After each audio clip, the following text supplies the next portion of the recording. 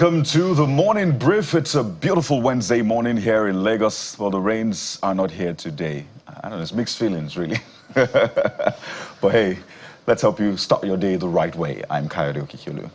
Yes, indeed. Good morning and welcome. Service, greatness are made of small deeds, and you would find out in the course of the program. So what service are you up to this morning? Are you patriotic? It's a call to action for every one of us to be patriotic to Nigeria. Good morning and welcome to the Morning Brief on Channels Television. I am Bukola Koka. Very good morning to you. Welcome to the program. I'm Jeffrey Uzong. As Kayode said, well, there was no nature's air conditioner through the night, but we're grateful for it, for the other day that it happened. And we're hoping the rains will continue, but not the one that will cause flood, as we said, because we've seen a lot. When I drive around, I always like to make observations because these are realities that people get to feel. But I am suspecting one fuel or filling station, as we call it. So, when you go to the major marketers, I don't want to call any names, the major marketers, you expect that if they say a particular product or the PMS costs a particular amount, it should be that amount. So I actually went to this particular one somewhere around Ikeja, Gidingbi area. I went to buy, PMS. But I realized that it feels like, I think they were selling for 605 naira per liter. But the money I spent was as good as spending 650 naira per liter. So I'm not sure what's going on. How do you mean? Okay, 605 naira. I know how much. Was it on the pump? What was on the pump? Yes, on the pump, 605. And I asked the guy, he said 605. So I saw it. Do you understand? But when they filled the tank, because I just filled my tank, I'm like, okay, this doesn't look like I'm buying for 605. It's supposed to be lesser, but it's almost as high as more than the one I even bought. Oh, I get it. You get the point now. So you sort of know how much you spend when you fill your tank from empty. But exactly. You know your regular places you buy, right. And you buy for 650. So when you buy this is supposed to, if I buy 60 liters, if I buy 70 liters, this is the amount. Oh, I get to this major marketer and then, 605. I'm supposed to spend less.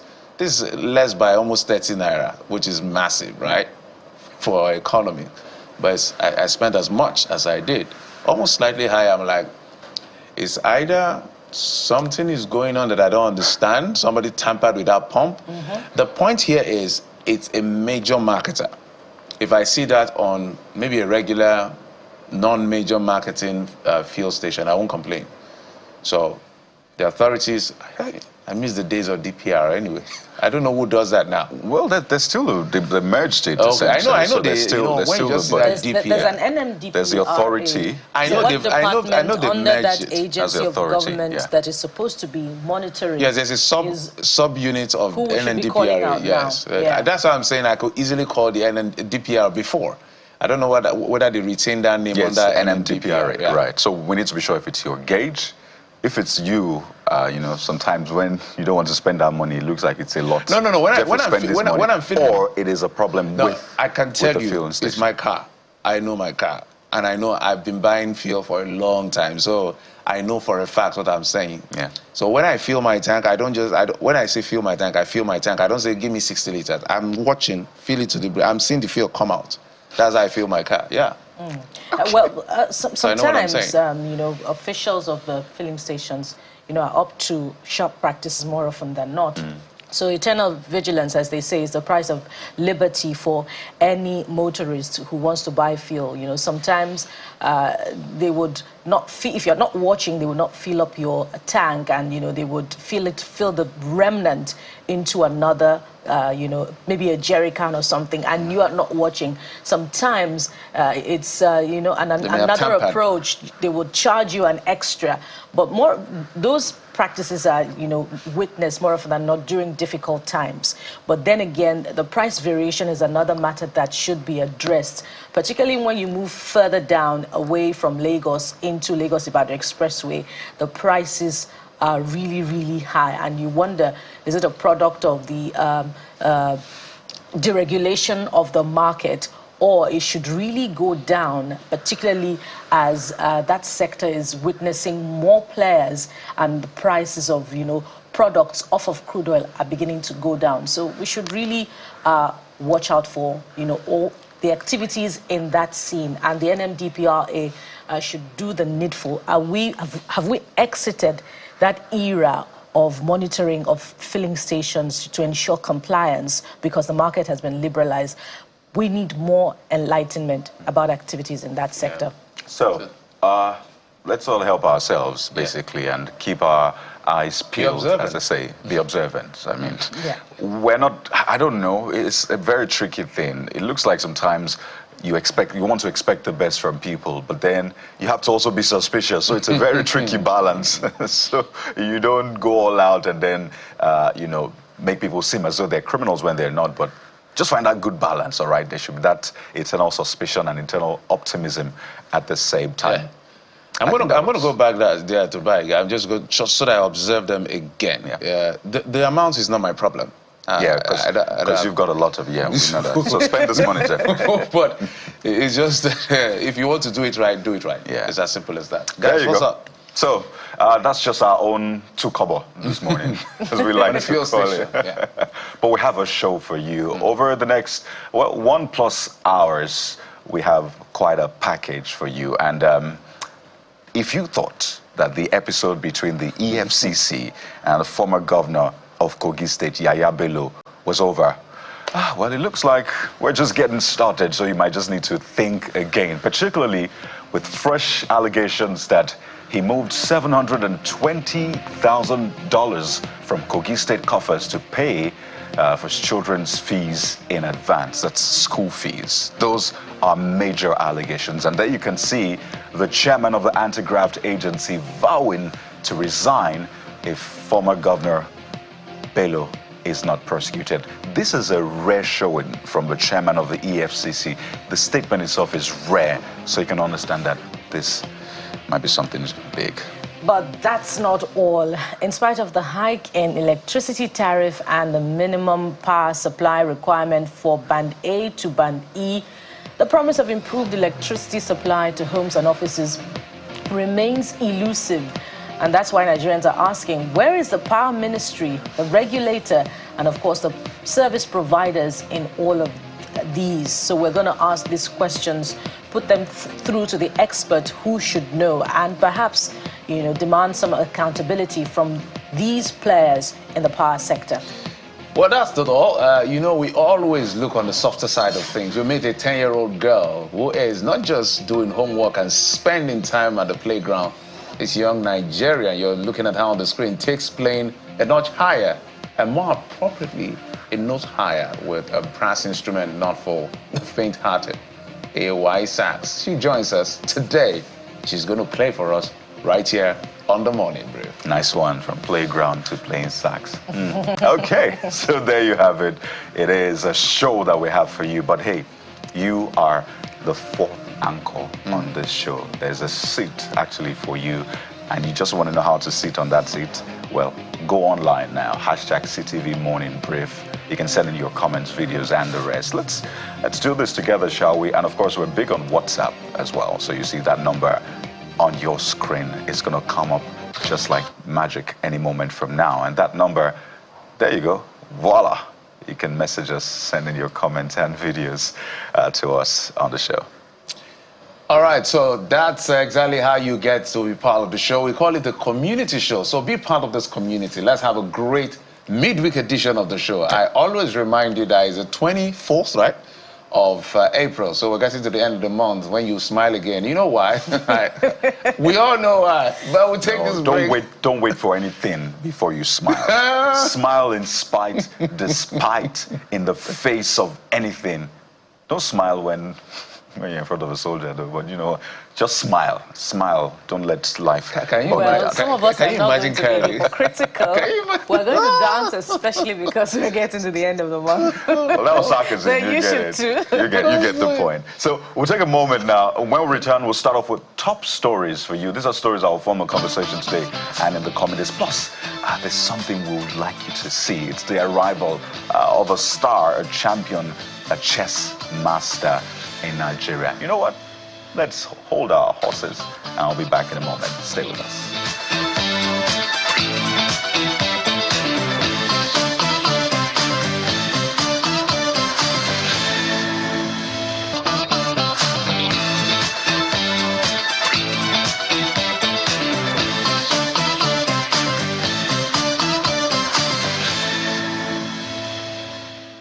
Well, top on the brief this morning, more allegations are coming from the Economic and Financial Crimes Commission, that's the EFCC, on its investigation of embattled former governor of Kogi State, Mr. Yahaya Bello. And there you see the chairman of the anti-corruption body, Mr. Olaolukoyede, revealing that, among other infractions, the former governor allegedly took $720,000 of state funds to pay his children's school fees in advance. He frowned on the obstruction of the arrest of Mr. Bello, promising that all those involved in the incident will be brought to book. He also vows to drive the prosecution to a logical end. Governor, because he knows he's going, move money directly from government to produce the change. Use it to pay the child's school fee in advance. In advance. In dollars, yes. In dollars. $72,000 or thereabout. $720,000, sorry. $720,000 in advance. In anticipation that he was going to leave government house. In a poor state like Kogi. And you want me to close my eyes to that? Under the guise of saying I'm being used. Used by who? At this stage of my life, used by who? By who? For crying out loud. I assumed office here. I didn't initiate the case. I inherited the case file. I called for the case file. I called for the report. And I said, look, there are issues here. Do you know on my own, on my honor, I put a call across to him, which ordinarily I'm not supposed to do, just to honor him as a governor, as a immediate past governor. Sir, there are issues. I've seen this case file. Can you just come? Let us clarify these issues. He said, sir, I thank you, my brother. I know, but I can't come. There's one lady, I don't know what her name is, senator, that she learned she had said, she has surrounded the EFCC with over 100 journalists, to come and embarrass him and intimidate him and all kind of stuff. I said, okay, if that is your fear, I'm going to pass you through my own gate, special man's gate. You will come to my floor. We will accord you that respect. I will invite my operatives. They will come and interrogate you or interview you in my own office. What could be more honorable than that? In my own office. To allay the fear. Thank you, sir. I appreciate that. You know what he said? But can't they come to my village? That's what he told me. Can't they come to my village to come and say, I told you. He also he sent a message to him. My director of investigation sent a message to him. Some of the people that we thought are crusaders, they are on the payroll of the man. And that's the truth. We are investigating it. We are building a case against everyone involved. Whether you are a governor or not, we are building a case. Let the whole public hear. We are building a case against those who obstructed justice. You are sitting, you have immunity today, you won't have immunity forever. We are not stopping there. It's been watch listed all over the world. It can only run. Instead, there's no law in this country that we are following. Let's all of us declare that we are a state of pariah. Everybody go and do what they like. Like I said, I don't mind the outcome of this case, but the right thing must be done. If we don't see this case through, I won't have any moral right to accuse anybody of corruption in Nigeria. I will resign. Speaking of that case, over at the courts now, Justice Emeka Nwite of the Federal High Court Abuja has fixed May the 10th for ruling in an application by former governor of Kogi State, Mr. Yahaya Bello, seeking an order to set aside the arrest warrant issued on him. Justice Nwite also ordered the EFCC to serve a copy of the charge against him through his lawyer, Abdul Wahab Mohammed, which was done in the open court due to his absence in court for his arraignment. After the service was done, one of the counsel to Mr. Bello, Mr. Adidaya Adedikwe, requested the courts to revoke the arrest warrant, citing that the charge hadn't been served when the warrant was issued. He mentioned Mr. Bello's willingness to appear in court, but expressed concerns about fair treatment. And elsewhere, the EFCC is set to arraign this time around, former governor of the Central Bank of Nigeria, Mr. Godwin Emefiele, for approving the printing of 684.5 million naira notes at the rate of 18.96 billion naira, allegedly. In a fresh 4-count charge filed against him, the EFCC alleged that Mr. Emefiele disobeyed the direction of law with intent to cause injury to the public during his implementation of the Naira swap policy of the administration of former President Muhammadu Buhari. The anti-graft agency also accused him of unlawfully approving the withdrawal of 124 billion naira from the Consolidated Revenue Fund of the Federation. Our judiciary correspondent Sholashiele gathers that the former CBN governor will be arraigned on these counts before Justice Marian Aneni of FCT High Court, Abuja, on April 30th. Well, away from the EFCC's crusade against corruption, the federal government plans to roll out more palliatives for Nigerians as part of measures to cushion the impact of the present economic downturn and to make it reach those it is meant for. The authorities say 20% of the palliatives will be routed through traditional and faith-based institutions. Vice President Kashim Shettima hinted this at a one-day high-level dialogue of faith leaders on nutrition in Nigeria. The President has approved that 20% of the palliatives in terms of food intervention be routed through our religious organizations and the traditional institutions. The Sangaya schools, the mission schools will be specially targeted for such interventions.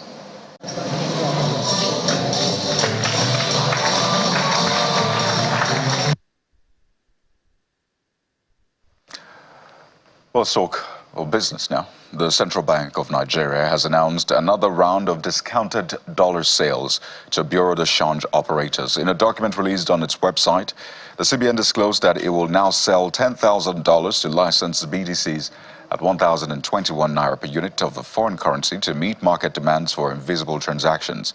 Meanwhile, data by FMDQ Securities Exchange shows that the local currency depreciated for a third straight day at the Nigerian Autonomous Foreign Exchange Market, down by 5.1% to a one-month low at 1,300 naira per dollar, while it closed flat at 1,250 naira at the parallel market after an initial gain in the early hours of yesterday. Well, outside the country, a sweeping foreign aid package easily passed the U.S. Congress after months of delay, clearing the way for billions of dollars in fresh Ukraine and Israel funding. The $95 billion package, which is mostly military aid for Ukraine, Israel, and Taiwan, and U.S. partners in the Indo-Pacific, will see $61 billion go to Ukraine. A second provides $26 billion for Israel and humanitarian aid for civilians in conflict zones around the world. And the third mandates $8 billion to counter communist China in the Indo-Pacific. President Joe Biden is expected to sign the legislation into law later today. Sports news now. Kai Havertz and Ben White scored twice as Arsenal thrashed Chelsea 5-0 on Tuesday to surge ahead in the Premier League title race and ramp up the pressure on Liverpool and Manchester City.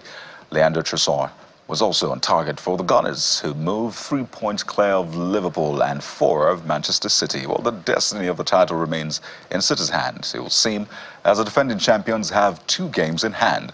Well, Liverpool have also played 1 fewer game than Arsenal and are in action at Everton in the Merseyside derby today. However, Mikel Arteta's men's goal difference advantage now looks unassailable. That's if he becomes decisive in the title race.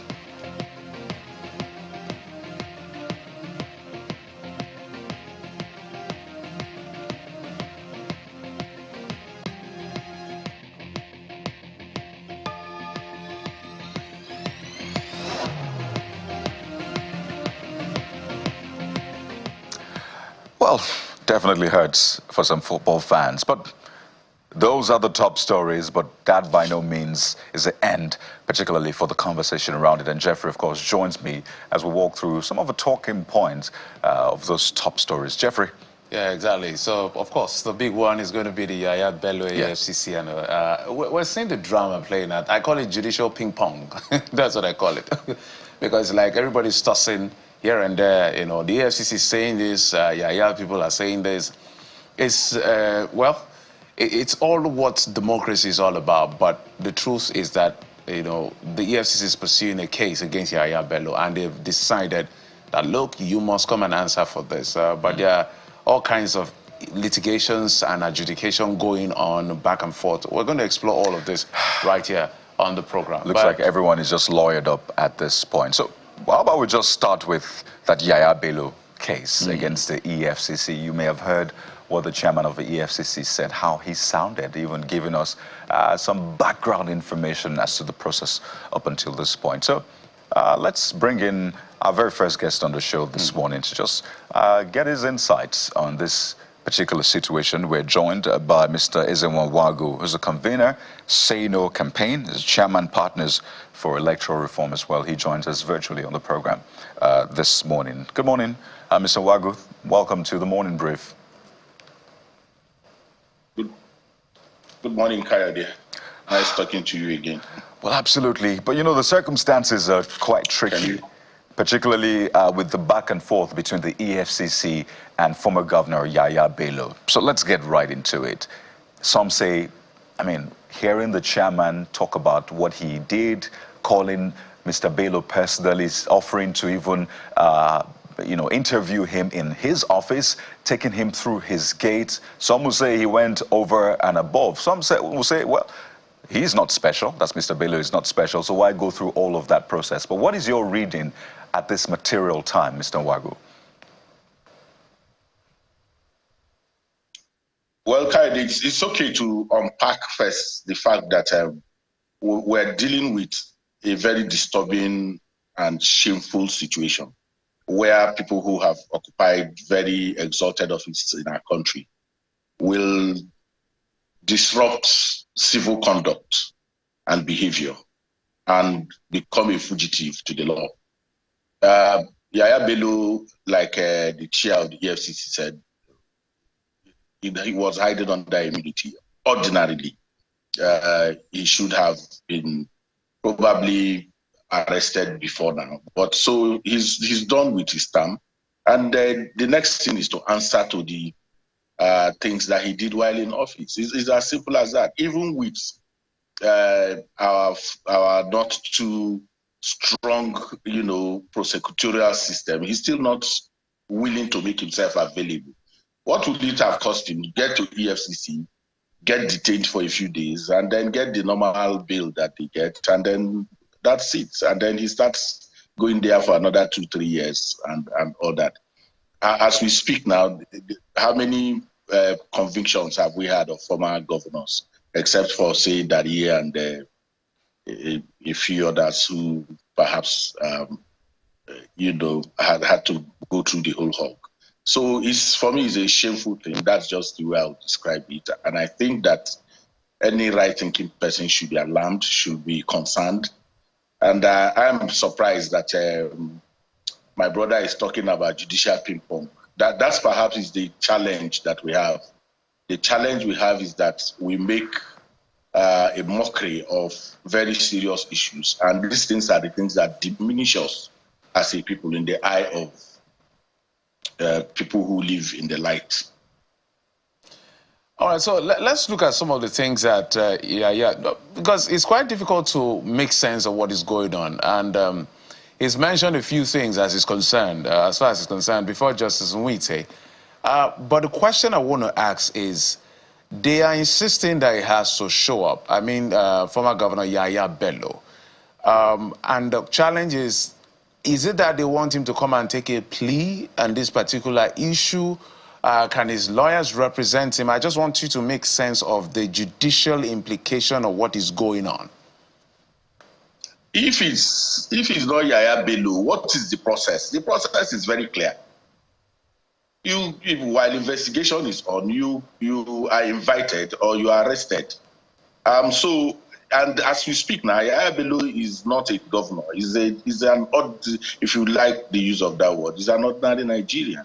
And he should go through the proper process of, he's been invited by a law enforcement agency, recognized by, you know, by our laws to do so. He has no right to continue to prevaricate and throw up all kinds of bottlenecks around going to answer for things that you did while in office.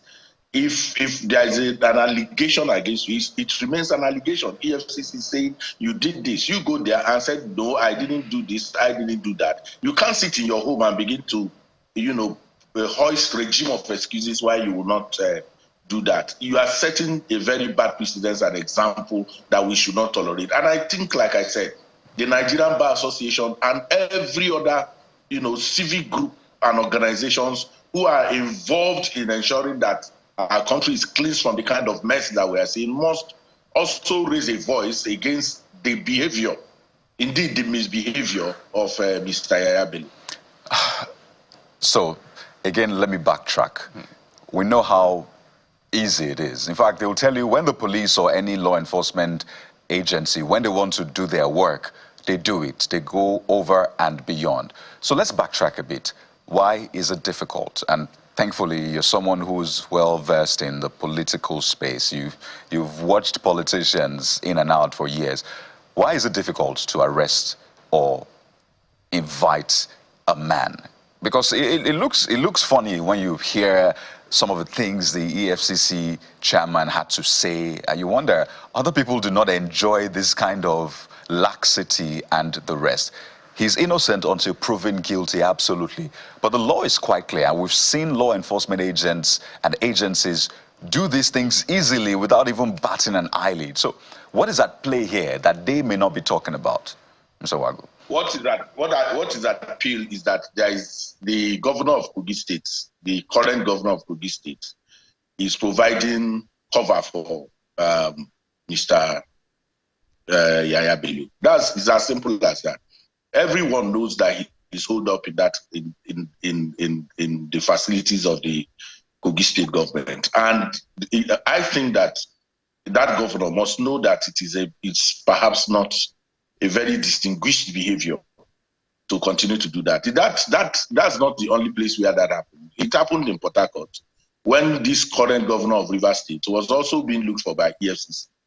He was holed up in the government house, and because of the sacredness of that facility, the security agents may not have the leeway to do that if it was in a private residence, and it's as simple as that. So the pretensions to the contrary is what. So those who have responsibility should weigh in, and that it should not now only be the responsibility of just Mr. Lukaide and his folks in the EFCC. I think the IG, I think all the DSS, everyone should cooperate at this point in time to ensure that Mr. Yahaya Bello is arrested. So it's the protection that he has from his protege in the Kogi government house that has put us in the kind of imbroglio that we have found ourselves. You know, the truth, Mr. Nwagu, is the fact that this thing is very simple, but the personality involved and how it's being played is what is making it look convoluted. Another concern we have, and I heard the EFCC chairman say yesterday, that when they laid siege to maybe take him, to detain him and arraign him the next day in court, that he had about 30 policemen and 10 counter-terrorism unit officials, including a top DSS official as a CSO. Why would a former governor have all of this level of security? I just needed you to speak to that. Well, you know how this has been, and it's been a concern, and it's been a worry. The big pockets appropriate security, the security apparatus that is supposed to use for the generality of Nigerians. And when I say big pockets, it's just the play. It has nothing to do with his former position. It has more to do with cronyism and patronage system that that runs even in the security architecture of our country. How can you explain that? That is why I said we should unpack it, and the way to unpack it is to bring in the IG. IG, tell those your folks to get out of that place, and the DSS people. Let us not be territorial at this point. Why would the security agencies provide security for somebody who is a fugitive to the law? If it is not, to undermine one agency or the other, and that's that territorialism that you have. Since it is not the police that is the one involved, and it's not the DSS that is the one involved, let's not allow EFCC to take a shine. It's always about that territorialism. And the earlier there is a coordination, collaboration to make sure that, because the example that this brings is important, that nobody is above the law. And I think that while in office, Mr. Yahaya Bello portrayed himself as that person who will be above the law, and nobody should allow that to happen. Because if it happens, there are other, governors, there are other people in public office who will take a cue from this and challenge, legitimate systems of getting them to account for, their role in public office, and we should not allow that to happen. As we wind down, this is obviously, as you said, an example, but also to the people, because the people see how these things are going on, and you wonder what is going through their mind. Obviously, they see that, okay, institutions that seem powerful maybe are not as powerful eventually.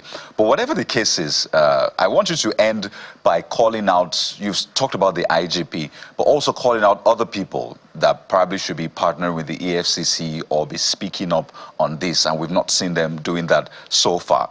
Wherever he is, there's probably a security operative, one or two there, who answer to someone, but they're providing protection. Again, he's innocent until proven guilty. So, Mr. Wagu, who are those people that need to be getting involved and ensuring that nobody is seemed above the law? The first is our constituency, and that is why the meeting that the EFCC chairman had yesterday was very profound and important.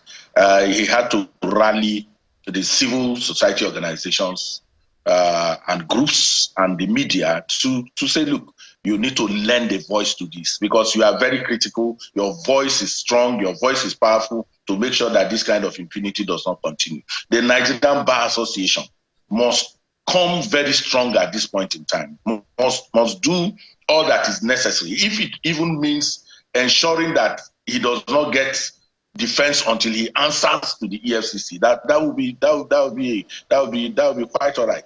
Our traditional institutions and religious, who are very loud during elections, it is also time to speak up. Use your platforms to, ensure that the environment is not suitable for people who behave in the manner that Yahaya Bello has behaved.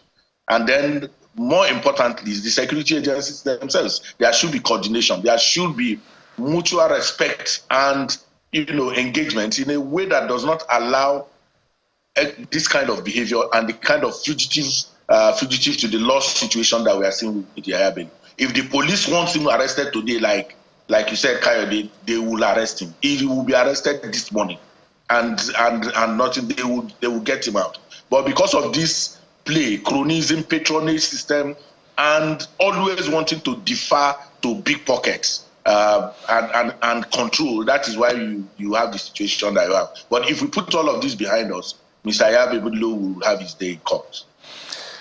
Well, I think it's as simple as that, but not always anyway. But we hope that the right things are done in this one. Mr. Wagu, we're glad we're able to get a hold of you this early in the morning before you get started on your day. He's the convener, Say No campaign chairman, Partners for Electoral Reform. Thank you so much for your time on the Morning Brief. I appreciate you. Thank you so very much, and have a beautiful day. Thank you, and you too. Well, Jeffrey. Well, there's a lot, with the Yahaya Bello's case. I see there's going to be a lot of commentary on this particular one, saying what is playing out at the end of the day, because ordinary citizens are asking questions. That's why this is important. Because if this was an ordinary, he's actually a regular citizen now. He's a private citizen like all of us. So why all this? But let's not say what we want to say. Let's read what you have said on X. So let's get straight to what you're saying on X as far as what the comments were. Yeah. So the EFCC chairman yesterday had said that one of the things they found out in their investigation is the fact that Mr. Yahaya Bello, Mr. Yahaya Adoza Bello, allegedly transferred towards the end of his tenure as governor $720,000, do the maths, to pay his children's school fees in advance. Well, let's hear what you said about that. Maestro says, these things marvel me. EFCC boss boldly stating with facts how Yahaya Bello withdrew $750,000 to pay the school fees of his child in advance. Then goes my question. Why take him to court? Shouldn't judgment be passed already with the level of evidence and his height of wickedness meted on the people of Kogi State? No, it doesn't work like that. That's why I say it's a democracy. There's a presumption of innocence. You have to come and defend yourself, which is what the EFCC is calling him to come and do. Well, Oga Hans, has a flip to this particular one. So take a look at this one. It says, now, these whole allegations may end up as untrue. Bello will end up winning this case and moving freely soonest. This is not the first time we've had the EFCC chase cases without any substantial evidence to follow through. Okay, so 1-1 at this rate. Okay, so for the record, they say they have evidence. Let's put it out there. 80 billion is what they are alleging, or 80-something billion. But it still has to go to court. But it still has to go to court. The first user said. Halima Sanda says, what's particularly striking in the most of the embezzlement cases, allegedly I should add, is the irony that accompanies them. While these individuals may have amassed fortunes through illicit means, their grasp of basic financial literacy appears to be sorely lacking.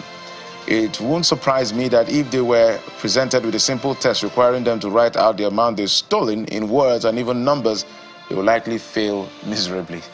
Everybody has an angle to this thing. Well, Stop Corruption 1 is the next angle we're looking at, saying it's unacceptable. That's how this user starts that some politicians are immune to fraud charges. And you could see those words there. This person has some trust in the EFCC chairman, saying, believe is apolitical and doing his job without fear or favor. So that's the demand ending with he should be arrested, prosecuted, and sentenced. Well, I don't know, you cannot preempt the court here. Okay, yeah. So let's see how that plays out. Olawale says, I think the EFCC chairman needs all the support he can get. He will have a lot of opposition and step on many toes, but I think every reasonable Nigerian, regardless of politics, should line up behind him. Bernard Fatoye, again, while all of this conversation and debate is going on, we should not lose sight of the bigger picture. And I'm glad Bernard Fatoye has this to say, that I hope it will start making sense why some of us have been shouting that there should be more focus on sub-national entities for real. Again, let's break it down. Sub-national entities are entities that are not federal, so state, local government. That is what Bernard Fatoye is saying. And sustainable development. So pay attention to state. You are in a state, definitely, except you're in the FCT. You are in a local government, definitely. Okay, so how much are you engaging and paying attention? That's the question. I totally agree. People believe that there is more corruption at the state level than even the federal level. And, well, things are beginning to happen across boards. Shola Tani says, how did Kogi State get such huge amount of dollar, or EFCC meant to say that Yahaya used naira belonging to government to buy $720,000 from BDC? Most state governors design official foreign trips to mop up forex for their personal needs. Well, the allegation from the chairman said that he took it to the BDC. I think that was what he said. So yeah, he took it there and then sent it up. So I know it's a lot, particularly when you want to crunch the figures. But the last comment we'll take on this is from this user, Ogarob Jemi, or Robert Jemi. Forgive me. It's X, so it's tricky sometimes. Says, in this same country where people cannot afford to eat, that alone just speaks volumes. That first line alone, and essentially, he's shocked that these allegations are coming up. School fees, come on. So there you go. Okay, maybe we have to take again this EFCC issue. This time, the statement he made. Look at it, they said that, look, but, well, let's move on from that because we've talked a lot about the EFCC. Let me see, what else are we talking now? Okay, but just to make reference to the point you were making, the chairman also said that he would resign if he doesn't follow this through. Yeah, he said he would rather resign if he doesn't follow this through, because he won't have the moral standing to pursue any other person. So why should Yaya's case be different? Right. So it's cheery to hear that, because we always say people don't like to resign in this part of the world. So he's saying that. And on the flip side, Mr. Yahaya Bello's lawyer is saying that he's afraid to come to court, or is afraid to, let me just take that, just to be sure, to read that right. He says he's afraid to come to court because he's not sure of getting fair hearing. Exactly. But he's afraid of arrest. He's afraid of arrest. No, there are a couple of things. Yeah. So there is the fair hearing, and then there's the argument about arrest. But his lawyer was clear. Fair hearing was an issue, and then arrest was an issue. So, Okay, so just to give you all the other sides to this, but Jeffrey, moving on to another issue that has... Yes, the issue that has to do with the bullying of a student in, is it British International School being shut down. I understand that the Minister of Women Affairs actually went there. I saw videos online. So people are reacting to that incident. So if you don't know, a video emerged online where students were bullying a fellow student. A student was bullying a fellow student, and, you know, she had restraints. It's quite disturbing to watch that particular video. We saw it yesterday. So in case we played, viewer discretion is advised. But let's look at some of the things you're saying. Labi says cases of bullying is something that is almost impossible to stop among kids. Anyone caught or reported or found guilty should be punished in isolation. I don't think the idea of shutting down the school is appropriate. Schools should make it a rule that bullying is unacceptable. It was quite shocking to hear that the school was shut. Some say, well, they had heard cases of bullying in that school before now, so they sort of aligned with that. But some other people say, well, this is student versus student, and that's what this next user, Fell in Touch, has to say, that care should be taken not to make this a matter between the bullied student and the school. Let's not turn it that way, this user says, and it talks about the school owing the parents the responsibility of securing the pupils, but incidents like this happen once in a while. And I think a lot of us can talk about incidents of bullying while we were in school. But now that I'm hearing people say they were bullied, I'm asking, so who was bullying people then? If everybody was bullied... I was bullied. But you didn't bully? No, I didn't bully, but I was planning to.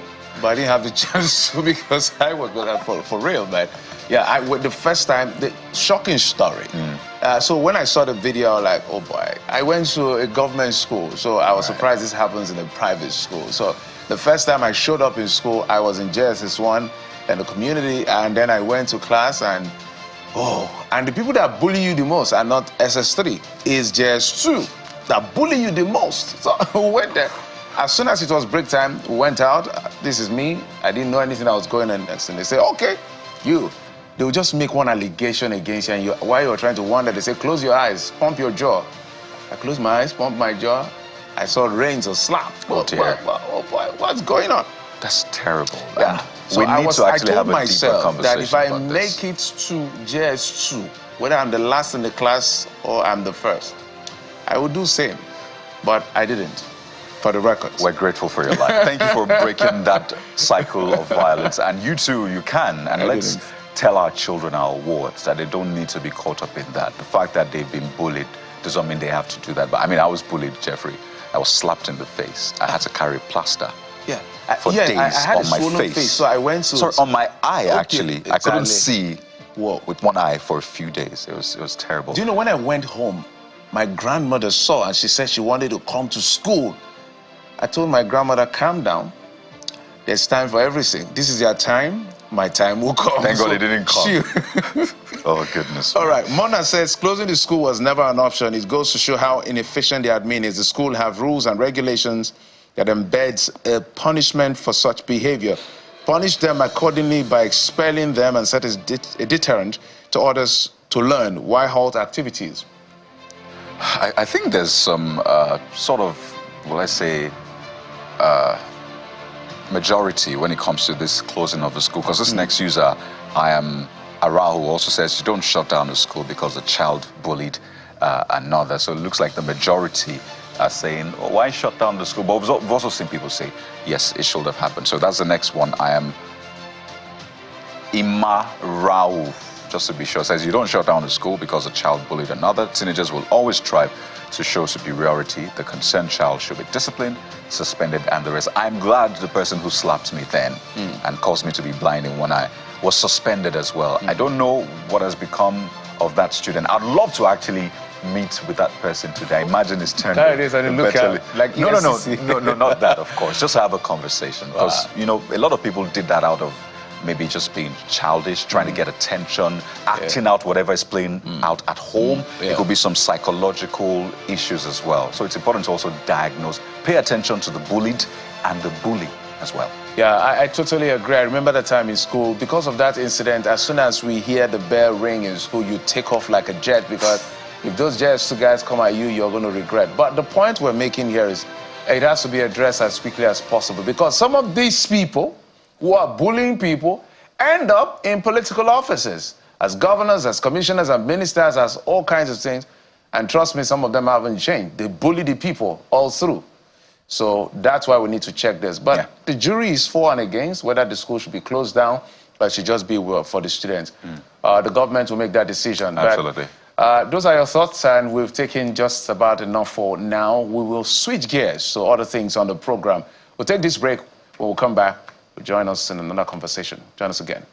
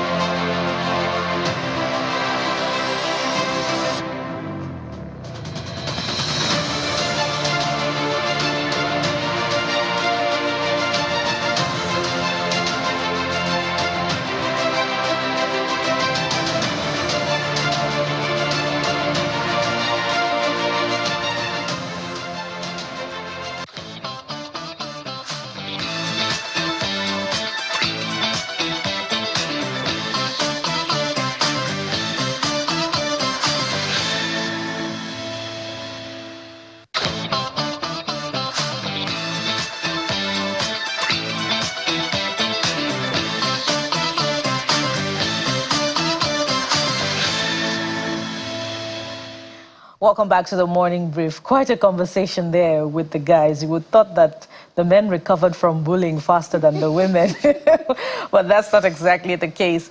We switch gears now to that conversation on Nigeria's power sector. Through successive administrations, it's been infamous for inefficiency. Little wonder that the power companies were dubbed never expect power always to please hold your candle now. Well, that's ascribed to our guest that you would soon meet. So now that the federal government has announced its decision to unbundle power companies, will that be the silver bullet needed, to get Nigeria to economic liberalization and prosperity? An important conversation to have. So we have joining us Dr. Ayodele Oni. Dr. Ayodele Oni is a partner, Energy Practice Group, Bloomfield LP, and he's also a commercial lawyer, energy law and policy. Dr. Ayodele, thank you so much for joining us on the morning brief. Thank you very much for having me. Yes, indeed, we see you. Starting off with that decision to unbundle the power sector, is it reflective of perhaps, uncannily now, a reflection on whether or not they got the privatization wrong over the years, which has now led to a rethinking of the decision to unbundle the power sector, power distribution companies? And will it lead to efficiency anyway, which is what Nigerians desire? Okay, thank you very much. First, I would say it's an evolution.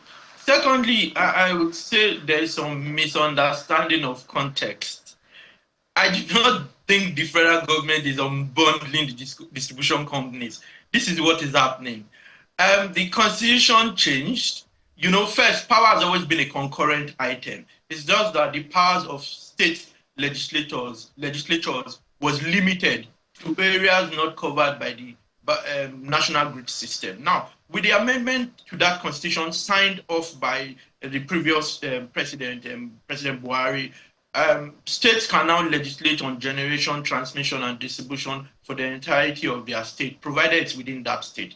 With that, on the back of that, we then had the Electricity Act, stating that providing the process or procedure for states to take over their electricity issues and create an electricity market within their state, and then regulate that electricity market.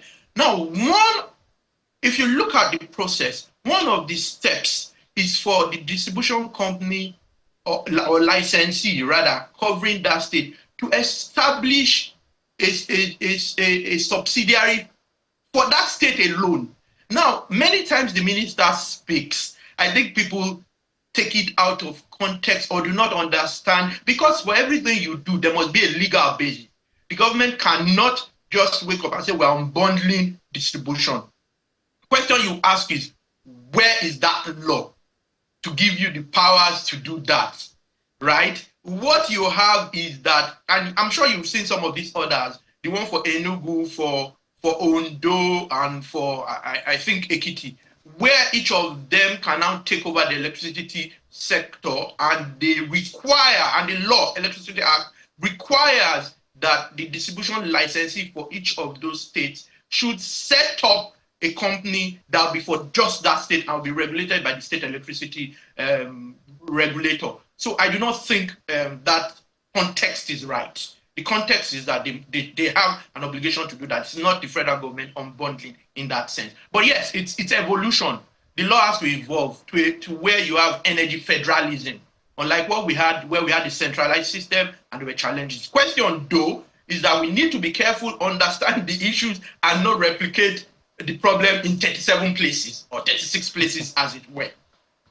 Now, in this evolution, will there be more efficiency, which is what is desired? And this is why I ask this, because some of these distribution companies are said to be in debt and have been taken over by banks. So what difference would it make if they are reassigned to states? Okay, good question. The issue always is whether a centralized system where there's so much power at the center controlling so many things, it will have sufficient capacity, sufficient finances to do that. Now, for me, that's the fun of federalism. In a federal system, each state does have, is given the powers, the opportunity, the right, the privilege to do as much as it can possibly do.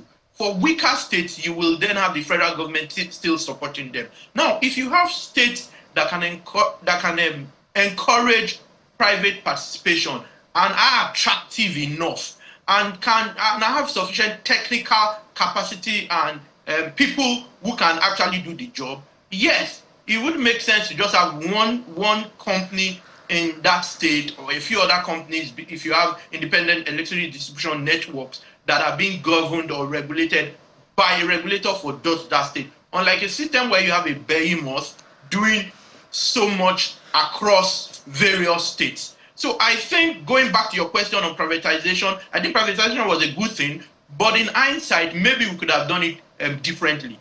You understand? But you'd always have that. It's when you've done it, you've seen the issues that you can then begin to analyze the issues. So it may lead to more efficiency in some states. I do not think every state will succeed. I think some states are assuming it's straightforward. It's about just building power plants. I think it's much more than that if you're going to have an electricity market. And I think most states should have a retail market than even looking at what will be the wholesale market. But you can have those debates. So I think it could lead to, in some states, but not in every state. And I don't think it necessarily solves all the problems. I think it may be a part of solving the problem to an extent, and to an extent only.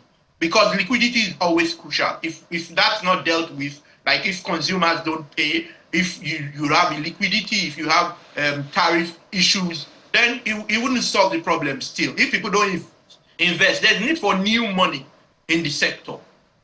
If you don't get new money, we will have the same problem. I would like you to, because it's also not very cheery to hear. I know you're speaking as an expert, and so you want to be as honest as possible. Not cheery to hear that this breaking down, if you allow me to use that word, to different states doesn't necessarily mean it will work across all the states. So maybe you begin to give the states a bit of a toolkit as to how to prepare for what's coming, so that every Nigerian enjoys basic, I'm going to say that again, basic infrastructure or utility like power. Because if we fix that, just like what the internet did to revolutionize democracy and opportunity in terms of enterprise, I believe that if we fix power, a lot will change in the country, and some of the struggles we have may be reduced. Good point. And I must state it here that the Nigerian Governors Forum and institutions such as the UK NIAF are doing a lot. And I'm also aware that the Ministry of Power is working with those institutions to do a lot around hand-holding of states. You know, I'm aware of a toolkit, and I did work on that toolkit with a group to provide steps, guidance, you know, which and I know the Nigerian Governors Forum is pushing that and leading that endeavor with the UK NIAF to have a toolkit to specify processes, steps that need to be taken, what sort of support can be provided for states who want to go ahead, states that have not even started, who do not even know what to do, states that already have their laws and need to know what the next steps are. There is that, and we've never had an issue with brilliant ideas, brilliant people. The problem and the devil is usually in the detail of implementation in Nigeria. So I think that some states should. I think some states who do not have the capacity should still work with the federal government. This is where I say it. We say we've got issues with the grid. We probably have a lot of stranded power, 13,000, 23,000 megawatts, depending on who you speak to and whose statistics or data you look at. Now, if we reduce the number of people on the grid, it means that the grid can cater for fewer people or cater to fewer people, and then the challenges could reduce. You understand? So that if states who have the capacity take over the electricity markets in their own territory, then those who are left can then be assisted by the federal government. That's what federalism is, right? States who have the capacity do it, and those who do not still rely on the federal government or work with the federal government. So I think it will play a role, like you stated, and I'm being completely honest. When I say not every state, I doubt that every state will succeed. I'm not a prophet, but from what I see working in the sector, I do not think every state will necessarily succeed, but I think a number of them will. There's always that learning curve, right? So I expect that it will play a role. It's just that we then need to think through that process. Some states are naturally viable. Lagos, maybe Rivers State, you know, some of the oil-producing states, maybe Ekiti, maybe Ondo, to a limited extent, you know. You'd have investors come to invest. As long as you can attract investors, they are sure they can recover their costs, they can do bankable projects, they can make a margin. You would find people coming, and it would play a role for those states. The question then is about states who do not then take over. I think the federal government can then support them, and they can still be connected to the grid, and NERC will still regulate those states. That's my own view.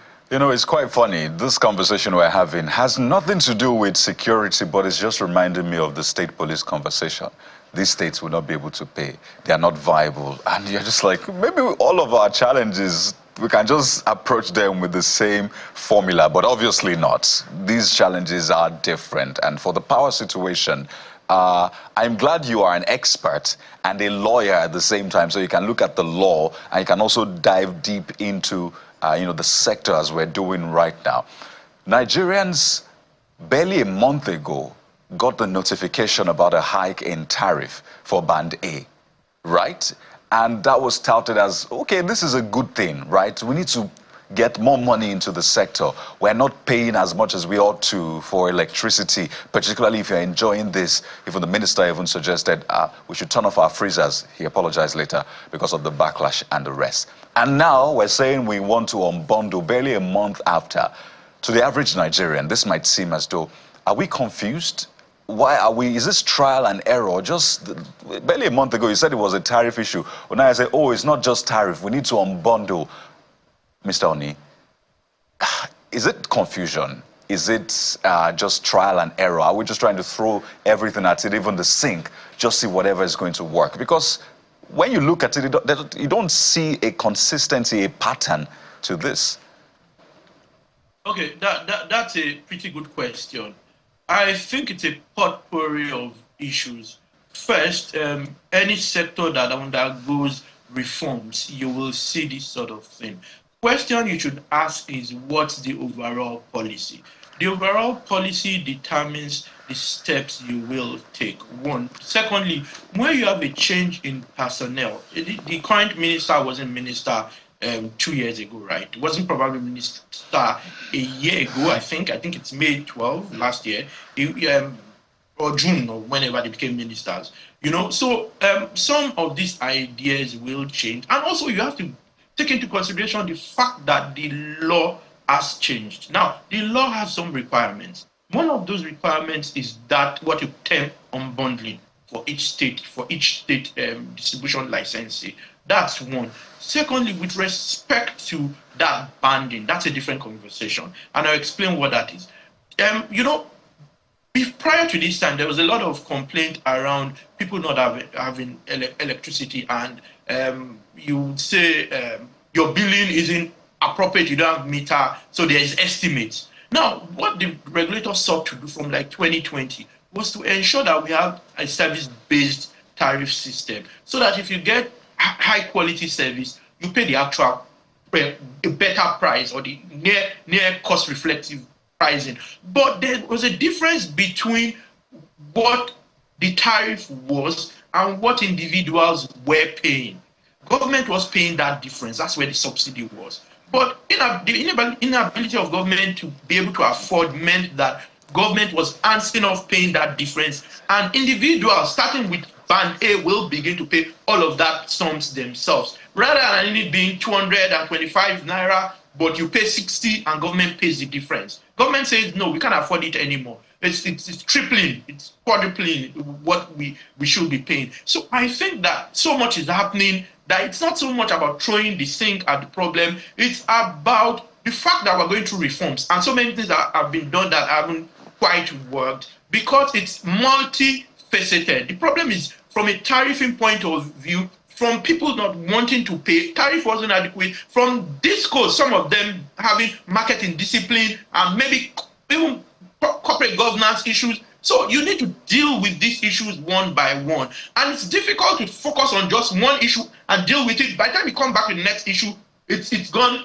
way out of hand. So I think what the government has been doing, what the ministry has been doing, is to select those issues and deal with them as they come up. For example, the ministry is working, and I'm not holding forth for the minister. I've said some things he'll probably not like also, but I think they're working on a policy, integrated policy. I've always said, if we do not integrate stuff with what's happening with different states having their discourse and taking over the market, it'll be chaos. You just hear that this state is saying they'll be using 110 volts, that state is 220. So working on policy, as they work on policy, which is the overarching thing, it then determines what steps will be taken. And those steps are already being taken. But Mr. Oni, pardon anticipation. me. Mr. Oni, pardon me, just quickly. Ever since that tariff increase, has there been even 1% increase in supply? I know the answer, at least for me, but has there been even a 1% increase in the supply of electricity to Nigerians? No, and those are some of the challenges. I do not think there's been an improvement in terms of available capacity, but yeah, so that's where the problem is. There definitely are problems with that decision. You know, you can, for example, argue that discos are going to concentrate on those people. You can have the different arguments. Even I have raised issues about that banding, because there's the good, the bad, the very ugly around that issue. But it's not some, see, the power sector has long lead times for many of these things. So you wouldn't see an immediate result. We've been saying this for a long time. But the truth is that I think we're closer than we've ever been.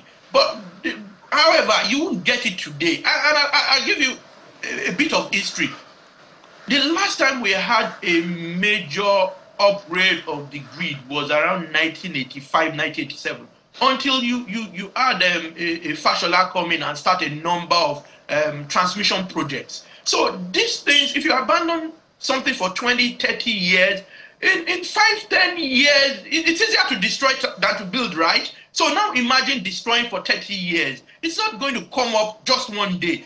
I know everyone's tired of all of these excuses and complaints and explanations. They really ultimately, to the common man who wants to just see electricity, they don't make sense. What I'm saying now will not make sense to some people. But from a technical point of view, and from being completely honest and realistic, this is what it is. And we can't really do much than what's currently going on. For example, for a long time, you did not have an energy management system. You did not have SCADA that work. That's supervisory control and data acquisition, where you can detect where there are issues, likely issues across the network, and be able to quickly resolve it. If you don't have that issue, if you don't have those, if you don't have spinning reserves, when a major power plant shuts down, you don't have another one immediately kicking in you would always have grid collapses. You know, if all of this were abandoned for 30 years, you wouldn't have it in 5 years. You wouldn't have it in 10 years, particularly for a country whose income is dropping very drastically. Yes, things are looking up now.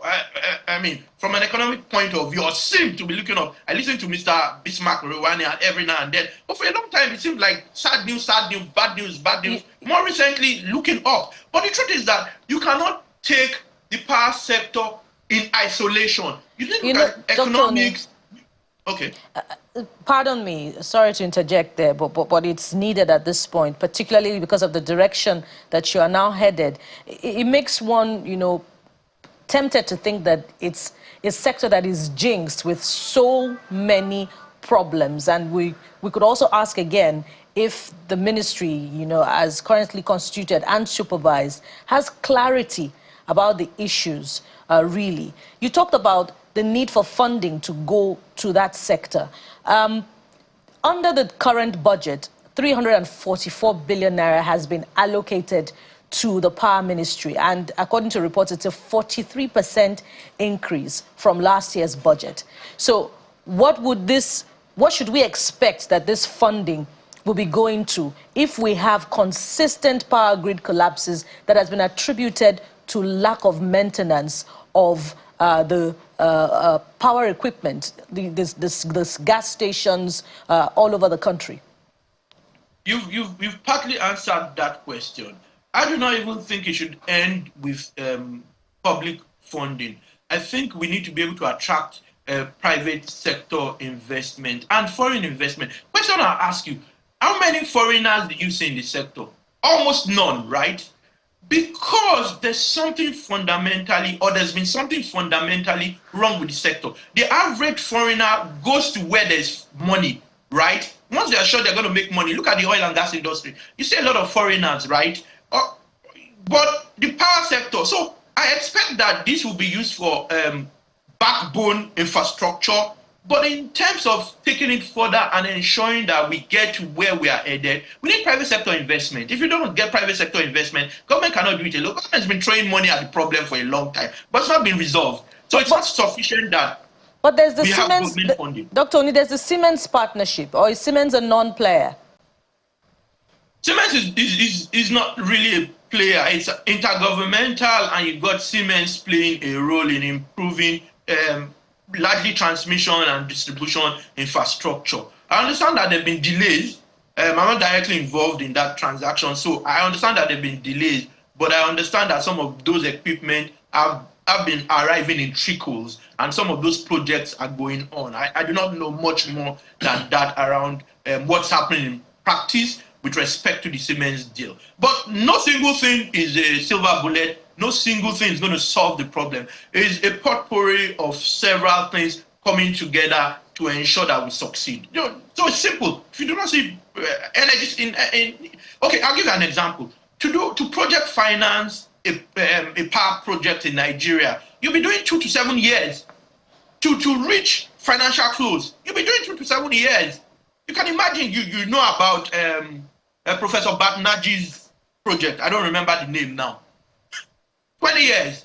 So it's many things coming together from political leadership historically to even ourselves not wanting to pay for electricity, and to marketing discipline by the discourse. So it's many things. We need much more than technical, economic, financial. We probably need psychological help. We probably need reorientation. It's many things coming together, sir. We wouldn't solve it by one thing. Ms. Oni, a couple of questions. Don't you think there's a responsibility on the government side to at least show goodwill and show some level of honor in terms of their commitment? I'll backtrack to what Kayode asked. For instance, they woke up and say, oh, Band A, you're going to get between 20 to what hours of the day, but you need to pay higher for it. And we've not seen improvement. When you see that, why should you be encouraged to do anything further? Because that's basic. And there's no apology, no explanation, nothing. I come here almost every day complaining about this power sector. Literally, I call out all of them: NEC, DISCO, GENCO, Transmission, Ministry of Power. And People are paying more, are not seeing the power. So how do you want to, before you start calling investors, how do you want to encourage the people that will sustain the investment? Can you speak to that? Okay, that's a fair point. First, historically, government hasn't kept its promises. And when I speak to government, I do not necessarily mean this administration. Government as a continuum. From the time of privatization, making promises around the transmission network and all of that. So you're right. Government does need to keep its promises. But with respect to banding and all of that, it's NERC. Now, when you speak to government, unless you do not mean the executive and you refer to NERC, NERC needs to enforce its rules. That's one thing that's a challenge I've always had with NERC. NERC does have some of the most intelligent policies, regulations in particular, because policies is by the Ministry of Power, right? Regulation, NERC. Enforcement has been a challenge.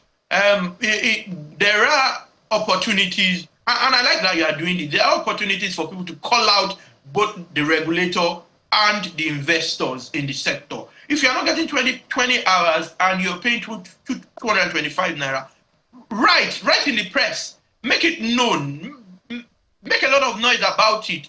Let them know that they're not doing what they ought to do. And I'm sure it will get to NERC. And that pressure would make them do the right thing. So I think that we all have a role to play. And you're doing yours excellently well, right? So everyone has a role to play in pushing government to do what they ought to do. Government should keep its own side of the bargain.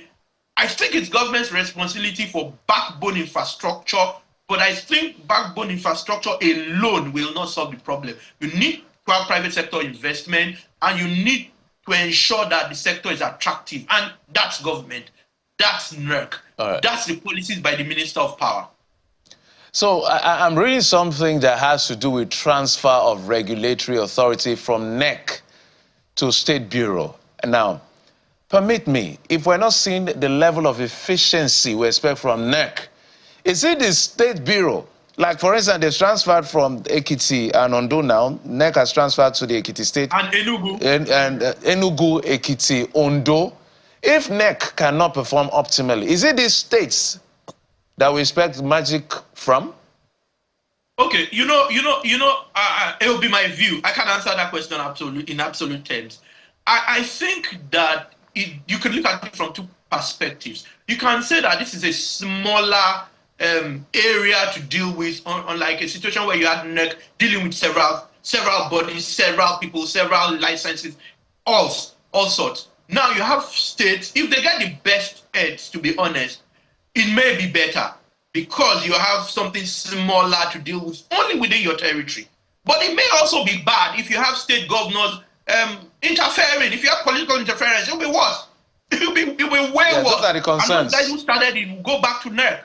So it could work in either way, to be honest. If you have the best guys, no political interference, it will work. If you have, it could work, particularly if you get investment. If you can't get investment, it won't work, regardless of who you bring in. Now, if you have political interference, it won't work, regardless of what else you do, right? So that's what it is. Your guess is as good as mine, right? I don't know what the answer is. It depends on what steps. The answer is factual. It depends on what steps they take, and it depends on what that does happen on ground, which I don't know.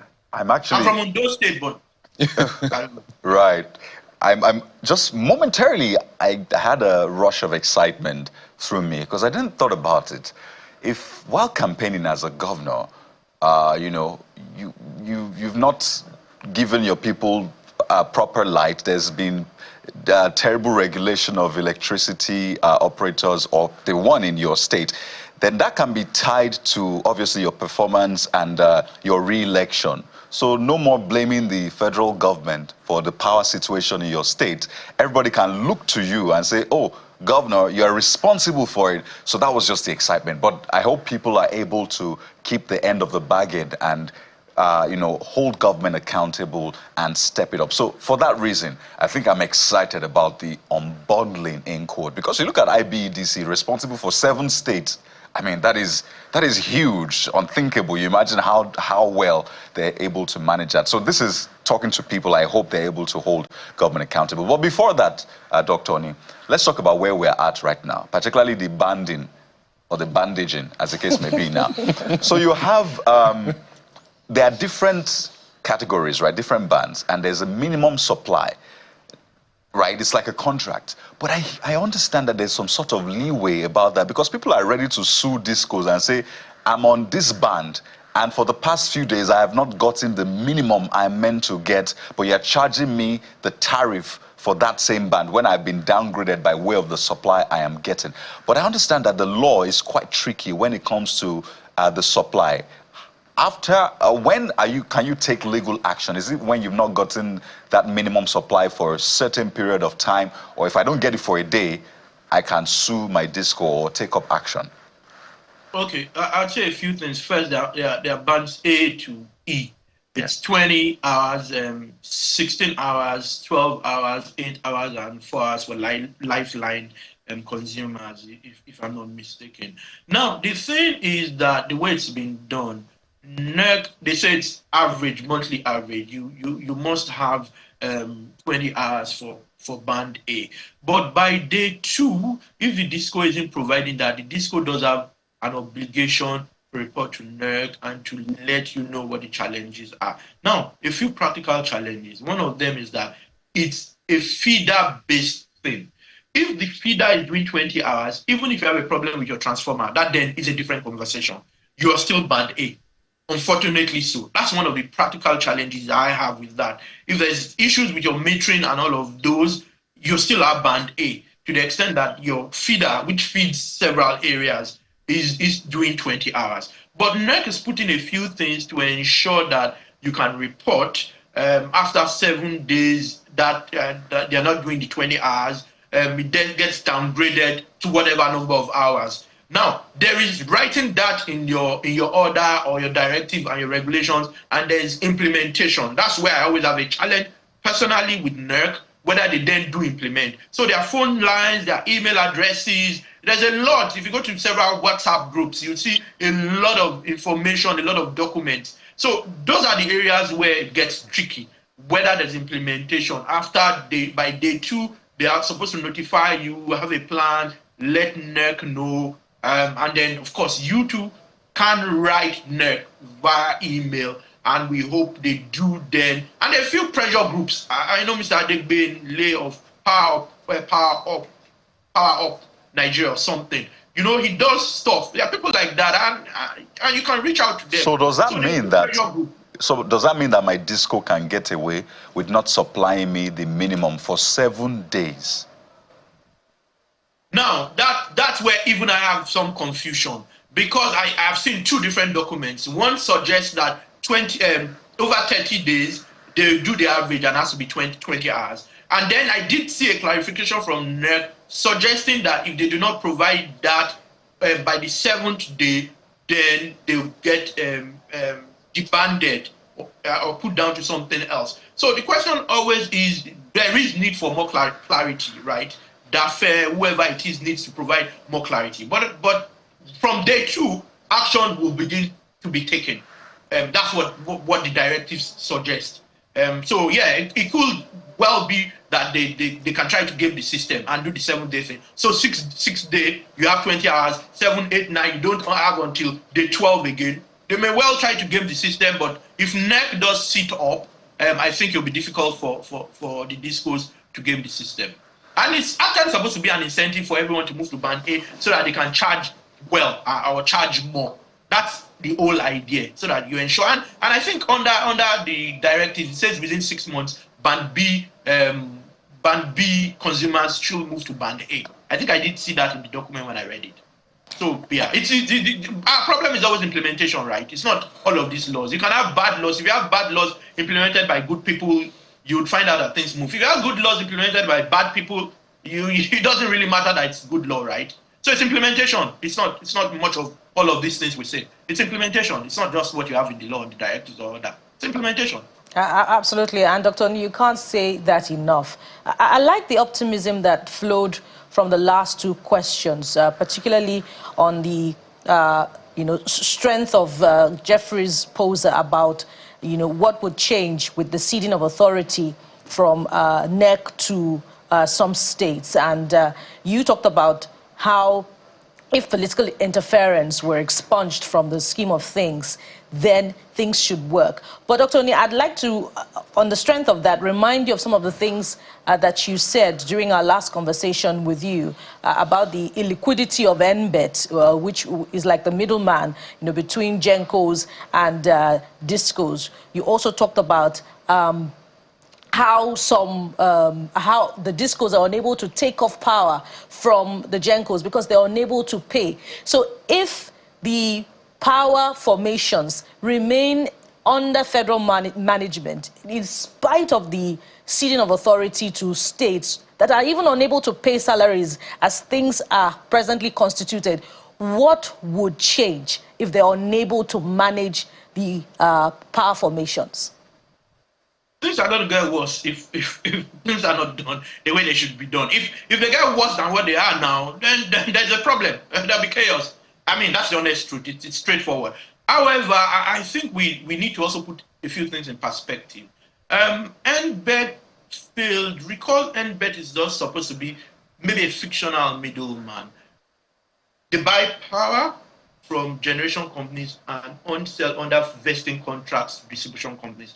And they're supposed to take security from distribution companies and post to the generation companies. If you do not get that security from distribution companies, or distribution companies don't pay for the power, NBET cannot even pay the generation companies. Now, right, it was because of privatization they had to set up NBET, because no one was going to invest in generation if they were not assured that they would get their monies. And they thought there would be partial risk guarantees for NBET in favor of some of generation companies. I think only Azura did get a PRG, maybe one other project. So that was already a problem. So if we replicate that problem, and of course, NBET is being transitioned, so to speak. There are practical challenges around certain things which I can't say from a transactional point of view. I do have some information, but as a lawyer, I can't say some of that. NBET is being considered for transitioning.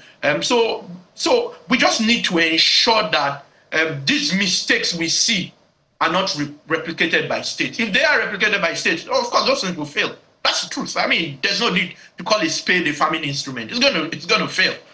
So you're completely correct. If we have same institutional problems, no one's going to come and invest, and it's going to fail. That's the truth. So let's backtrack a bit, because we're not talking of more investments. The federal government tried investments, and this is where we are. I think according to the Minister of Power, we have not gotten up to 6,000 megawatts ever. I stand to be corrected because I read his statement. But there's something he said. Shouldn't we also be going back and trying to, as the EFCC is trying to recover money, so they can have some level of revenue and all of that, so that we make some more money for our country and do these things? Shouldn't we go back to the people that gamed the system, who got licenses that they were not prepared for, and put us in this quagmire? Let me read something that he said. He said, I think it has to do with, I'm trying to get to that particular point. Yes. He said, but it is sad to let you know that this is 21 years after. Okay, let me go back. In 2003, the metering gap was less than 4 million meters, and the federal government gave out $200 million to a particular company to acquire 3 million smart meters for the industry. It was a revolving loan. But it is sad to let you know that this is 21 years after. No single meter was acquired by this company. And the 200 million naira, which was at that time 32 billion, nothing was gotten from that money until Mr. President gave us the approval to terminate this loan. Shouldn't we be going after these kind of people? We're looking for money. Okay, recall I said at some point that it's a multi-faceted approach to it, and that the power sector can't be in isolation. So whether it's corruption, you should then have the EFCC. Whether it's economic issues, you should have the Ministry of Finance and the CBN and the banks. So yes, I agree that they should go after those people. I was initially concerned that you were going to mention those who bought the power assets. I would have said those ones were even sort of doing us a favor to an extent. But yes, for those who've been shown to be corrupt, I think government should go after them. But the question is whether they will do that, and who those people are. You know, those are important things. So I think it's multifaceted.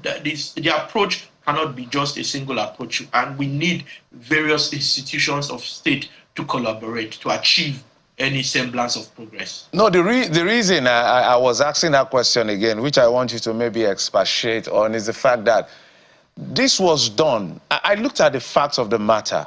We had a short gap as at then. I think we have more gaps now in terms of metering. And you were called in, and because of the, the seriousness of government, we committed $200 million to you, and now you didn't provide anything, you walked away. Because I'm positing it with this new ceding of power to the state regulators. This, if we don't go after these people, we've established a precedent here, a culture of impunity that this country has been suffering from. Yes, that's very correct. I think that's very correct. If you do not do that, then you establish a precedent, and everybody else is going to say, okay, I can always get away when I do this kind of thing. And the honest truth is that there are precedents. There are people who've done terrible things and they just get a slap on the wrist. So I think that government should not only speak, government should walk the talk. And I think that's what it is. Otherwise, you give the impression to state governments that they can get away, and they are cronies for those who are in that bucket, to do whatever they like and think they'll get away with it. So we may, and it goes to my point, if we're not careful, we can't replicate the same problem over 30, 36 states, whatever number of states want to go their own way with respect to the electricity market for their state. So if we do not do all of these things, we will just be replicating the same problem, and we'll be probably worse off. Some people will be fine. You'd have estates, you'd have people cherry picking, you'd have investors cherry picking, but overall you'll be chaotic. So we need to take those steps that you've suggested. So you've answered some of that question yourself. Right. Again, I think it's a good thing to an extent. It should make everybody sit up, because at that point you now have people, as you said, cherry picking. You say, I want to go to this particular state because there's, consistent power supply, there's better regulation, but of course it will make that place more expensive as well. You know what? Let's talk about the now, because today now we know where we're at. The Minister of Power yesterday, the House of Representatives has been doing this meetings on different issues. They had on state police and they had on power, and the Minister of Power, who was there, actually blamed the current epileptic power on power sector operators. Some will say, yes, tell us what's going on. For some other people, don't just blame what is being done as well. Perhaps that's why you see this unbundling and the rest. So we know that then when there's no power, they will say, down NEPA. We know who we blame. We blame NEPA. Today, who should we be blaming so we can, again, point direction at the right place? So now that we're having 2 hours of power daily, who should the blame go to? A lot of people say, where's the Minister of Power? That's what they ask. Some other people say, no, it's NERC. For some other people say, no, it's the discourse. Discourse say, no, it's trap. You know what? Who should we blame so we know who to also direct our prayer points towards? Okay, I think I'm as confused as those asking those questions, because it would depend on the reason for lack of power. Is it a grid collapse? If it's a grid collapse, then you'll be looking at the Transmission Company of Nigeria to an extent, because you do not even know the facts. If it's your disco just messing around with your transformer and your metering arrangement and poor infrastructure, then it's a disco, and maybe partly NERC, because NERC does have a role to whip people in shape, right? So I think to a very limited extent, the GENCOs, I do not think our problem in Nigeria is generation. I think the problem will be around, historically, and that's improving, around policy, around enforcing regulations, and around transmission and distribution. If you have strong distribution, strong transmission, the country will be filled with generation plants. And you remember a few years ago in Europe, they had more generation than they required, and they had to start looking for how to export power and to bring some of those generation plants to Africa and elsewhere. So I think it depends on the fact, and we don't know what those facts are. So ultimately, people will blame government, but I think it could depend on why you do not have power. Could be a local issue with the distribution network, could be transmission, and then the government, and could be NERC just not doing what they should do as a regulator. Well, Dr. Oni, it seems like a behemoth of problems, but I'd like to believe that it's not impossible for Nigeria to solve them. But we'd like to thank you very much for your time on the program. Dr. Ayodele Oni is the partner, Energy Practice Group, Bloomfield LP, and is also a commercial lawyer, energy law and policy. Thank you so much for your time on the program. Thank you for having me. So now we'll subpedal on the serious issues and celebrate a very beautiful young individual that Kaude says has moved from playground to playing the sax. Join us again, we'll be right back.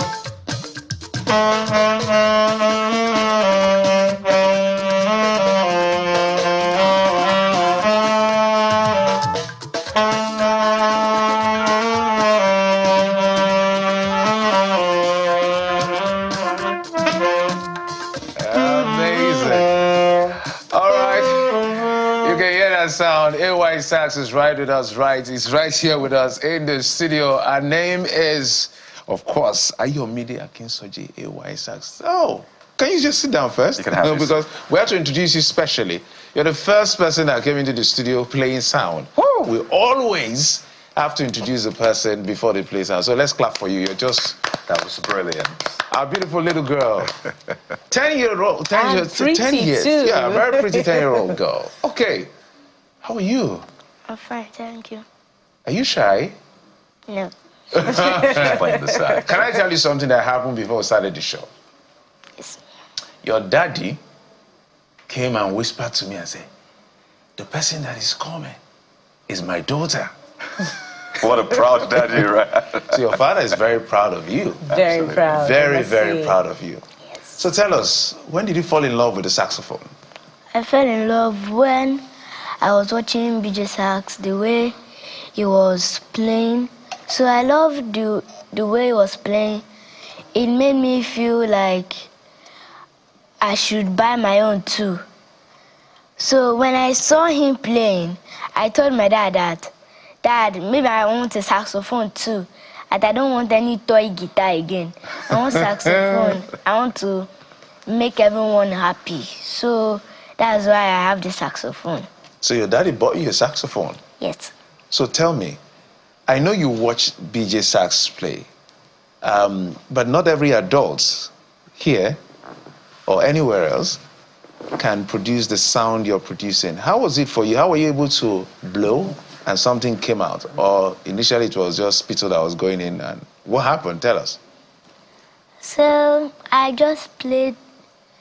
You have to have a lot of breath to play the saxophone.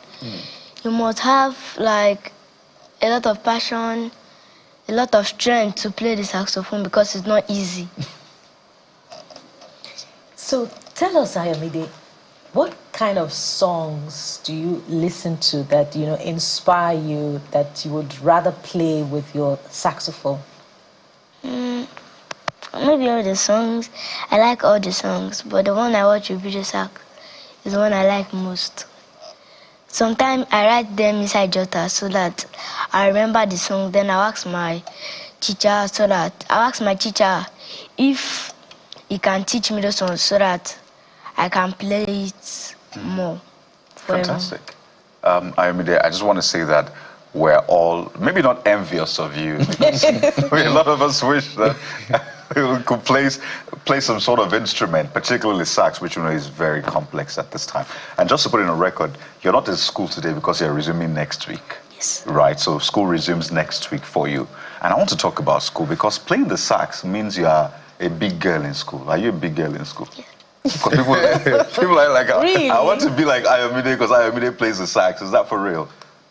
So there's something that has been really trending, and I just wanted you to speak to us because being a student, yes, some say it's easy because you're not an adult yet, but it comes with its challenges.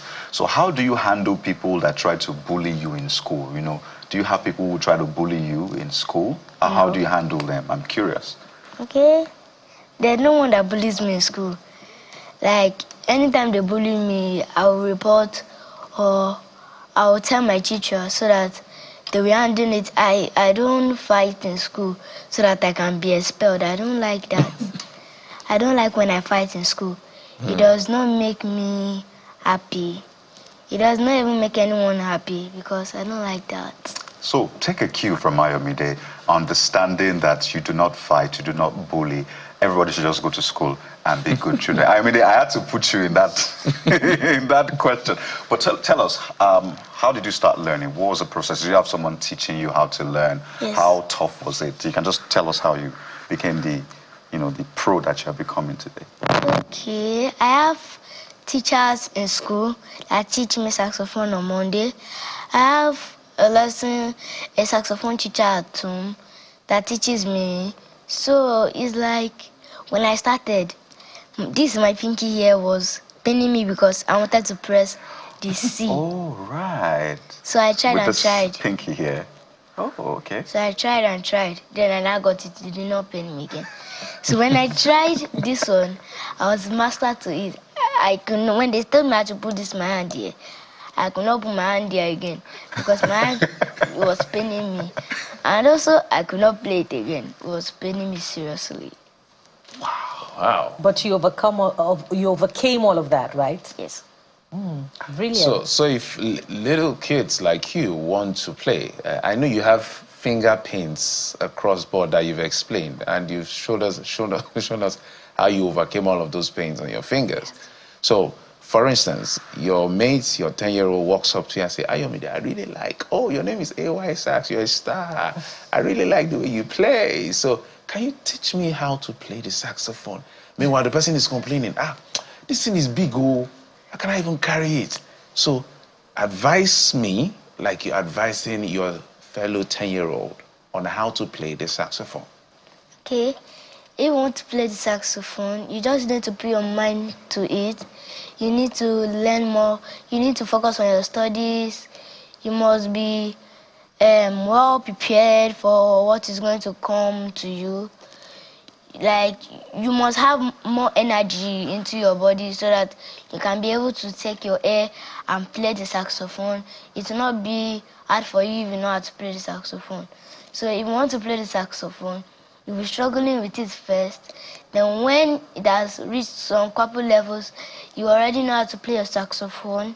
It will be very easy for you. You don't need to worry. Because I'm looking at the size of the saxophone and your height. How do you balance that? Is it heavy for you? No. It's not? It's not. Yep. Oh, really? So tell me, the first time, it's different. Like, some people sing very well in their bathrooms.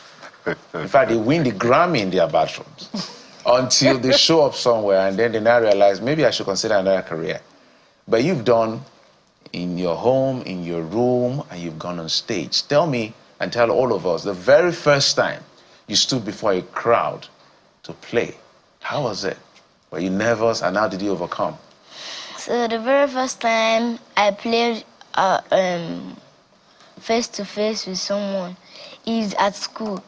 So anytime we want to do anything at school, they used to say that I'm the one controlling, I'm the one leading everyone. So anytime we want to do anything in school, it's me that used to be the one leading all of them.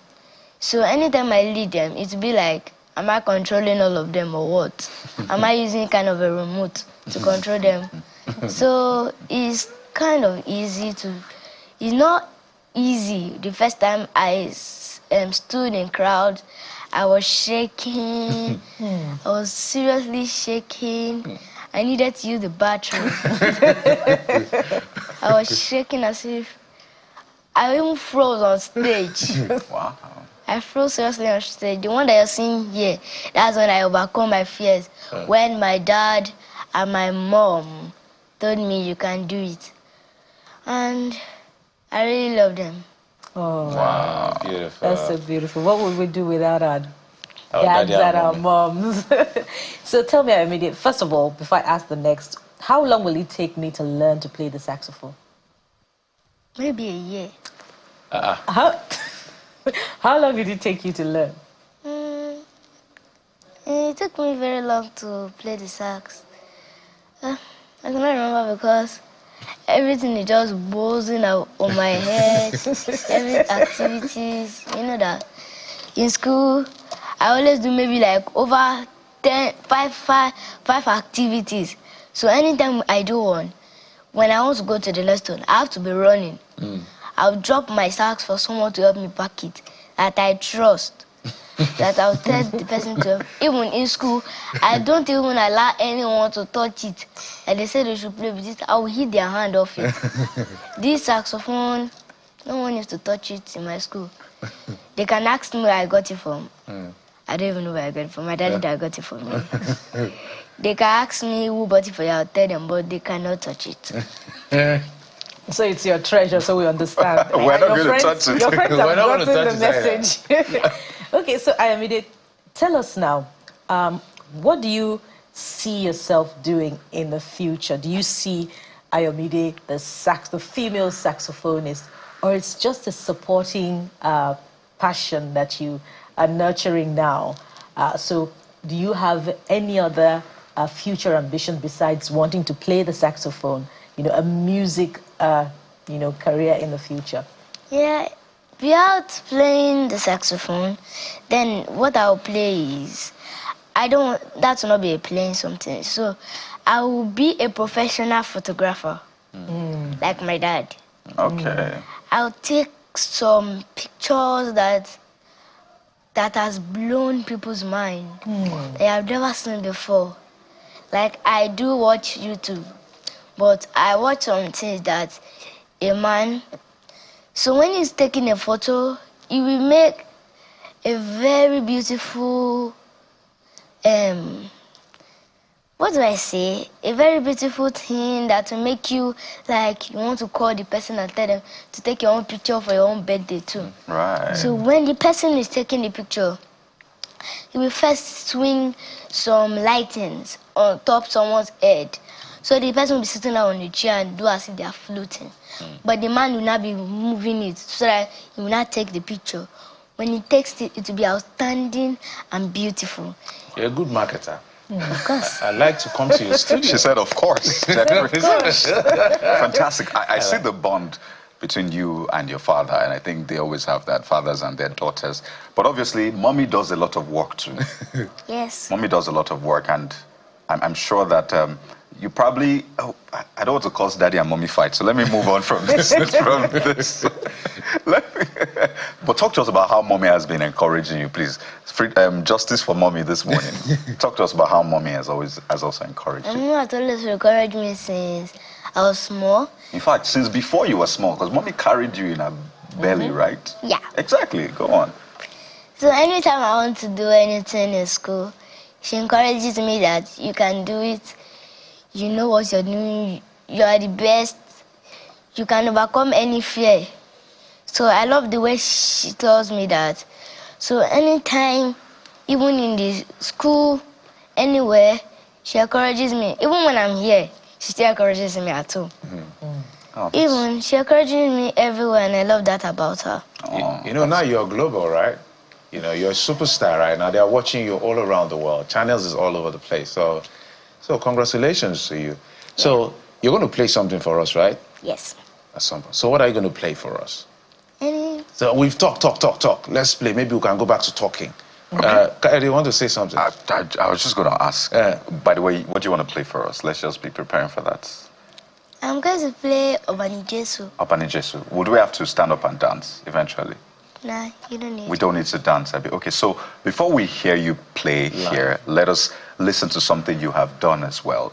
Okay, and then we'll come back to hear you play. Is that okay? So watch you as they watch you. Let's all watch you now.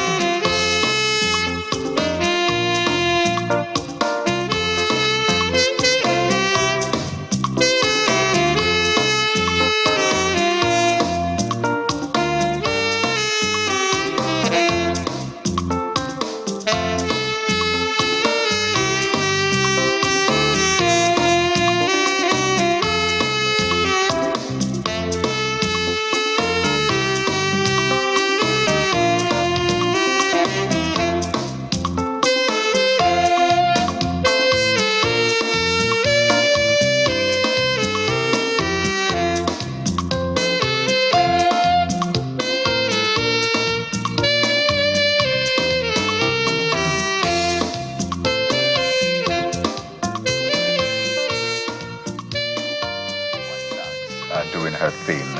Ayomide, you're just about to play for us live in the studio, but I want you to look at your fellow children out there. Some of them are watching you. They're not in school yet because school resumes next week for some of them. And they're like, I want to be like Ayomide. I love the way she's confident, the way she's playing the sax. This is really encouraging. If you were going to tell them something, what would you tell them? Okay. So, Ayomide, look at this camera. That's your camera. So encouraging. Okay. What I'll tell them is that you need to focus on your studies. When you focus on your studies, you must get good grades because study comes first.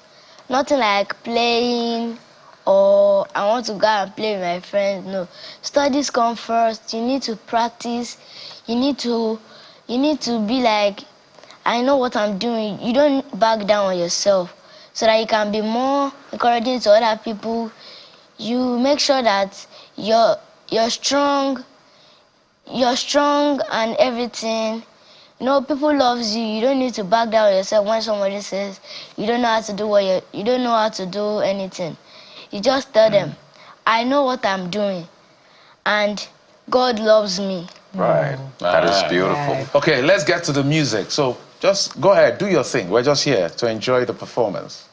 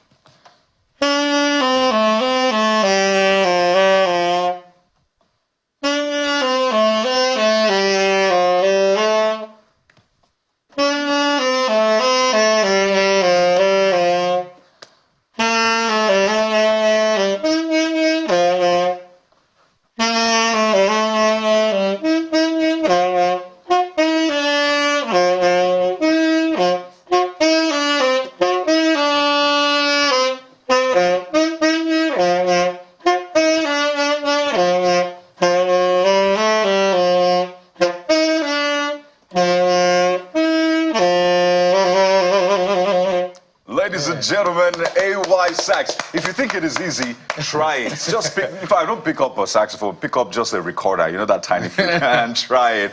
AYSax. Yes. So beautiful. Amazing. Beautiful. So thank you for coming. Thank you so much. Ayomide, welcome. thank you so much. And welcome. we like the fact that you're not just, you know, you can be a good motivational speaker, right? Okay. Oh, I know, I like you. Everything we say yes. Saleswoman, yes. Marketer, yes. Platform. Very brilliant. Thank you so much, okay? You're welcome. And we encourage you to continue to do the best you can. And don't fight. I like that part. You say you don't fight. Yeah. I encourage others that fight. It's not good now. Their daddy and their mom will not like it. Thank you. We're super proud of you. Let's say that again and again and again. We're super, super proud of you. And I'm sure mommy and daddy who are watching around, they are proud of you. The entire country is proud of you. And we use you as an encouragement. So you want to say, I'm sure you have siblings, right? Yes. Your brothers and sisters. Oh, yeah. Say hello to them. They're watching you. Tell them I'm global now. I'm global now. Maybe mention their names. Mention their names. Grace and David. Oh, Grace and David. So your sister is a superstar. Ayomide Kinsoji, AYSax. Thank you for coming on the program. Thank you. And beyond this, Ayomide, we hope to see you on the bright lights. This would just be the starting point for you. So keep shining from here until you shine globally. Thank you. Thank you so much. Thank you. All right, guys.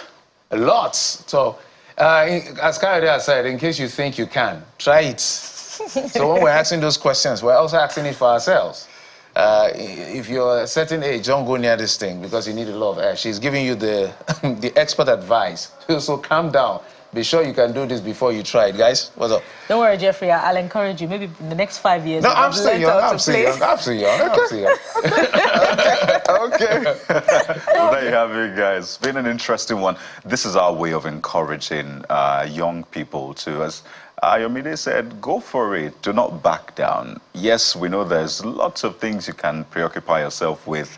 There are lots of vices, but there are also lots of good things that you can get involved in. These things help you build discipline, they help you build character, and ultimately, they help you become a great person in life. So we're not just for the old people, okay? We don't just do hard talk. We also step things down to ensure we reach out to everyone. So thank you for being a part of the show this morning. Always glad that you're on the other side. I'm Kayode Okikulu. And remember, as Ayomide said, if your mind can conceive it and believe it, you can achieve it. Thank you so much for watching. We'll be back again tomorrow. I am Bukola Koka. So mark that name somewhere in your mind, AYSax. She's coming. She's going to be big. Thank you for watching. I'm Jeff Rizon. Sunrise Daily comes up next. Bye-bye.